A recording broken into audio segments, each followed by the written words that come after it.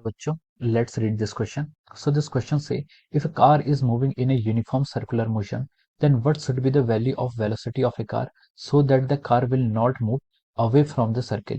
Option A is V is less than root of nu s into rg. Option B is V is less than or equal to nu s times rg root के अंदर. Option C is V is less than root of nu के rg and option D is none of this. Okay, तो चलिए बच्चों अब हम इस question को स्टार्ट करते हैं. तो देखिए बच्चों इस क्वेश्चन का आप की कॉन्सेप्ट लिख सकते हैं. The key concept of this problem is that हमसे क्वेश्चन में क्या बोला गया है, एक कार क्या कर रही है, यूनिफॉर्म सर्कुलर मोशन कर रही है. यूनिफॉर्म सर्कुलर मोशन कर रही है यानी कि उसका वेलोसिटी कांस्टेंट है, वेलोसिटी का मैग्नीट्यूड कांस्टेंट है. Then what should be the value of the velocity of a car so that the car will not move away from the circle. ठीक है, यानी कि ये बोलना चाह रहा है कि यहाँ पर जो आपकी किस वेलोसिटी से कार मूव करे जिससे क्या हो, वो आपका सर्कुलर मोशन ही करते रहे या फिर कार अपने सर्कुलर मोशन से डेविएट ना हो. ठीक है, तो देखिए इस क्वेश्चन का जो आपका की कॉन्सेप्ट है, इस क्वेश्चन का आप की कॉन्सेप्ट लिख सकते हैं. इसको हम लिख सकते हैं, देखिए सर्कुलर मोशन ऑफ कार लिख सकते हैं या फिर आप इसको बेंडिंग ऑफ कार भी लिख सकते हैं. ठीक है, यहाँ पर क्या है, सर्कुलर मोशन ऑफ कार या फिर बेंडिंग ऑफ कार या फिर टर्निंग ऑफ कार, कुछ भी लिख सकते हैं यहाँ पर. ठीक है, अब चलिए देखिए इस क्वेश्चन को हम स्टार्ट करते हैं. क्वेश्चन में उसने बोला है कि if A car is moving. ठीक है, सर्कुलर मोशन ऑफ कार होता क्या, पहले आप ये समझ लीजिए. ठीक है, पहले उसने बोला है कि यूनिफॉर्म सर्कुलर मोशन.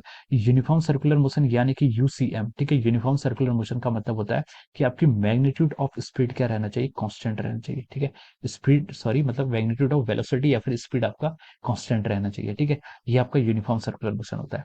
अब उसने बोला कि what should be the value of velocity of a car so that the car will not move away from the circle. ठीक है, अब देखिए मान लीजिए एक पॉइंट है, इस पॉइंट के अबाउट आपका कार क्या कर रही है, ऐसे एक सर्किल के अराउंड इसमें ऐसे सर्कुलर मोशन कर रही है. ठीक है, अब यहाँ पर आपकी क्या कार है, let us suppose this is our car, ये क्या आपकी कार है. ठीक है, दिस अवर कार जो क्या कर रही है, आपको सर्कुलर मोशन कर रही है. इसकी वेलोसिटी ऐसे v होगी इन द फॉरवर्ड डायरेक्शन, जो हमें क्वेश्चन में गिवन है कितनी है, कांस्टेंट है. ओके, अब देखिए कार पर कौन कौन से फोर्स एक्ट करेंगे. तो देखिए सर, अगर हम, ये आपका टॉप व्यू है, this is our top view. ठीक है, ये हमारा टॉप व्यू मतलब हम ऊपर से देख रहे हैं. ठीक है, तो हमें ऐसा दिखाई दे रहा है. टॉप व्यू से हम देख रहे हैं तो हमें यहाँ से पता चल रहा है. ठीक है, ये देखिए आपको ये रोड आपकी, देखिए टॉप व्यू यहाँ से थोड़ा मिस इंटरप्रेटेड हो रहा है, तो इसके लिए मैं क्या कर लेता हूँ, देखिए ये आपकी पूरी रोड है. ठीक है, this is our complete road. ठीक है, ये आपकी कंप्लीट रोड. ठीक है, डायग्राम थोड़ा सा बस को समझ जाइए. ठीक है, ये आपका टॉप व्यू है. ठीक है, ये पूरी रोड है, इस पर कार क्या कर रही है, आपकी ऐसे मूव कर रही है. ओके, तो देखिए कार आपका सर्कुलर मोशन कर रही है, तो हम बोल सकते हैं कि यहाँ पर इसके ऊपर क्या लगेगा, एक सेंट्रीपिटल फोर्स लगेगा. ठीक है, there should be a centripetal force जिसकी जो क्या होगा, इनवर्ट डायरेक्शन पर एक्ट करेगा. ओके, ये आपका टॉप व्यू. टॉप व्यू से हम इतना देख रहे हैं कि उस पर एक सेंट्रीपिटल फोर्स लग रहा है. अब देखिए अगर आप इसका हॉरिजॉन्टल व्यू देखेंगे, हॉरिजॉन्टल व्यू में देखेंगे आप ऐसे, ये कार है आपकी, दिस इज ए कार. ठीक है, ये आपका क्या है, हॉरिजॉन्टल व्यू. हॉरिजॉन्टल व्यू, ये आपका क्या है, हॉरिजॉन्टल व्यू है. ठीक है, ये आपका हॉरिजॉन्टल व्यू है. हॉरिजॉन्टल व्यू में आप देखेंगे आपकी ऐसे कार है. ठीक है, अब देखिए कार अगर आपकी ऐसे इस पर सर्कुलर मोशन कर रही है, तो देखिए कार यहाँ पर आपका कार यहाँ पर आपका हॉरिजॉन्टल व्यू में हम देख रहे हैं सर्कुलर मोशन कर रही है. ठीक है, तो देखिए इस पर कौन कौन से फोर्स लगेंगे, इस पर हम बोल सकते हैं कि यहाँ पर इस कंडीशन पे जो आपके फोर्स लगेंगे, एक फोर्स लगेगा कार का वेट जो कि डाउनवर्ड एक्ट में आएगा, mg फोर्स हम इसको कंसिडर कर लेंगे, this is the force due to the gravity. और दूसरा फोर्स लगेगा आपका नॉर्मल फोर्स. ठीक है, हॉरिजॉन्टल डायरेक्शन में आपके सिर्फ दो फोर्सेस लगने, कौन सा, एक नॉर्मल फोर्स और एक mg. ठीक है, और ये क्या है, देखिए कार का मोशन क्या आपका हॉरिजॉन्टल डायरेक्शन में है. ठीक है, सॉरी ये आपके फोर्सेस क्या लग रहे हैं, वर्टिकल डायरेक्शन में लेकर, ये हॉरिजॉन्टल व्यू है ना, तो आपके वर्टिकल फोर्सेस में क्या, वर्टिकल डायरेक्शन में फोर्स क्या लेंगे, नॉर्मल और mg. हम यहाँ से बोल सकते हैं कि normal is equal to mg. ठीक है, ये आपका क्या गया, वर्टिकल डायरेक्शन के हमने फोर्स क्या कर दिए, बैलेंस कर दिए. ठीक है, अब देखिए कार का जो मोशन है वो क्या, वर्टिकल के अलोंग तो नहीं है, कार तो आपका ऐसे स्ट्रेट मूव कर रही है. ठीक है, सर्कुलर पाथ पे. ठीक है, तो जो कार का मोशन है वो हॉरिजॉन्टल के अलोंग है. ठीक है, वर्टिकल के अलोंग नहीं है, तो हम बोलेंगे कि ये दोनों बैलेंस करेंगे, तो यहाँ से हमने लिख लिया कि n is equal to mg. ठीक है, अब देखिए अब आप वर्टिकल मोशन की तरफ आइए. अब आप देखिए क्या आइए, अब हम इस व्यू में देखते हैं. ठीक है, तो देखिए अब यहाँ से आप देख रहे हैं तो हॉरिजॉन्टल डायरेक्शन में कौन कौन से फोर्स लग रहे हैं कार पर. हॉरिजॉन्टल डायरेक्शन में देखिए एक तो आपका सेंट्रीपिटल फोर्स फ्रिक्शन लग रहा है, सॉरी सेंट्रीपिटल फोर्स लग रहा है. सेंट्रीपिटल फोर्स लग रहा है तो सेंट्रीपिटल फोर्स अपने आप थोड़ी ना लगता है, सेंट्रीपिटल फोर्स के लिए तो कोई ना कोई दूसरा फोर्स चाहिए होता है. ठीक है, सेंट्रीपिटल फोर्स कोई फोर्स थोड़ी ना है, वो तो जस्ट एक मैथमेटिक्स है, मास इनटू एक्सेलरेशन, जिसको हमने सेंट्रीपिटल फोर्स बोल दिया है. एक्चुअली में सेंट्रीपिटल कोई फोर्स नहीं है. ठीक है, तो देखिए हम ये बोल सकते हैं कि यहाँ पर सेंट्रीपिटल फोर्स कौन प्रोवाइड कर रहा है. तो देखिए यहाँ पर एक अर्थ, मतलब अर्थ नहीं, जो सरफेस है और कार है, रोड और कार के बीच में कौन सा फोर्स लग सकता है, और तो आप बोलेंगे कि सर फ्रिक्शन फोर्स ही लग सकता है, और कोई दूसरा फोर्स तो लग नहीं सकता है.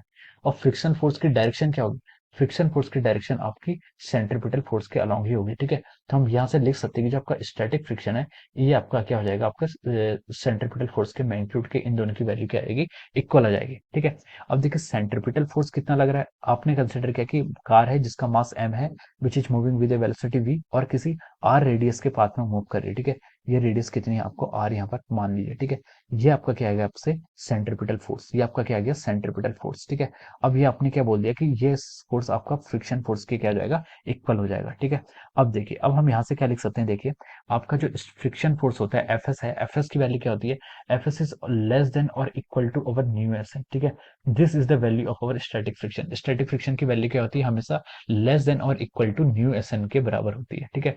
न्यू एस के यहाँ पर coefficient of static friction, N के यहाँ पर आपका नॉर्मल फोर्स, ठीक है। सर कार तो मूव कर रही है, फिर हम न्यू एस के ले रहे हैं, स्टैटिक फ्रिक्शन के ले रहे हैं। स्टैटिक फ्रिक्शन लेने का पीछे का रीजन ये है कि कार का जो मोशन है, ठीक है, जो टायर का मोशन होता है हम उसको क्या करते हैं, स्टैटिक फ्रिक्शन से कंसिडर करते हैं, ठीक है। अगर कार आपकी स्कीडिंग करती है तो there is a tendency of relative motion, ठीक है। वहां पर क्या होती है, रिलेटिव मोशन की एक टेंडेंसी होती है, ठीक है। तो वहां पर क्या करते हैं, हम काइनेटिक फ्रिक्शन कंसिडर करते हैं। लेकिन कार का जो मोशन का मूवमेंट होता है वहां पर हम स्टैटिक फ्रिक्शन ही क्या करेंगे, एज्यूम करेंगे, ठीक है। यहाँ पर स्टैटिक फ्रिक्शन हम एज्यूम करते हैं। अब एफ एस क्या आ गया आपका, लेस देन और इक्वल टू न्यू एस, ठीक है। ये हमें यहाँ से मिल गया। अब एफ एस देखिए, एफ एस किसके इक्वल है, यहाँ से एफ सी के इक्वल है, इस इक्वेशन से F S is equal to F C और F C is equal to our M V square by R. तो हम लिख सकते हैं, देखिए M V square by R it should be equal to और less than our mu S N, ये आपके न्यू एस एन के इक्वल हो जाएगा, ठीक है। एन की वैल्यू देखिए, इक्वेशन यहाँ से पुट कर लीजिए, एन की वैल्यू एम जी यहाँ से, तो हम इसको लिख सकते हैं, देखिए M V square divide by R it should be less than और equal to mu S into N, N कितना है आपका यहाँ से एम इंटू जी, ये आपने यहाँ से फाइंड आउट कर लिया। तो देखिए m से आप m को कैंसिल कर लीजिए और जो आपकी वेलोसिटी आ रही है V square it should be less than और equal to our mu s times r into G. Mu s के यहाँ पर कोफिशिएंट ऑफ स्टैटिक फ्रिक्शन, ठीक है। तो यहाँ से वेलोसिटी आ जाएगी, वेलोसिटी का आप लिख सकते हैं न्यूएस लेस देन और equal to our mu s times R G, ठीक है, root of mu s R G, ठीक है। तो यहाँ से आपका यहाँ से ये आंसर आ जाएगा, ठीक है। अब देखिए इसको हम ऑप्शन में मैच करते हैं, ठीक है। ये किस ऑप्शन से मैच कर रहा है, तो देखिए ऑप्शन ए में लिखा है कि v is less than mu S R G, equal to का ऑप्शन नहीं दिया है, ठीक है। तो ये ऑप्शन हो नहीं सकता। ऑप्शन बी में देखिए आपको दिया है कि ये दोनों इक्वल भी हैं और बराबर भी हैं, ठीक है। तो हम यहाँ से क्या लिख सकते हैं, आपका ऑप्शन बी क्या आ रहा है, इससे मैच कर रहा है। ऑप्शन बी क्या आपका करेक्ट आंसर है, ठीक है। Option B is our correct answer of this question, ठीक है। ऑप्शन सी पर मूव करिए। ऑप्शन सी में देखिए क्या है, v is less than new के आर जी, न्यू के तो आ नहीं सकता, काइनेटिक फ्रिक्शन तो एक्ट ही नहीं करेगा। ऑप्शन डी आपका बिल्कुल यहाँ से रॉन्ग हो जाएगा, ठीक है।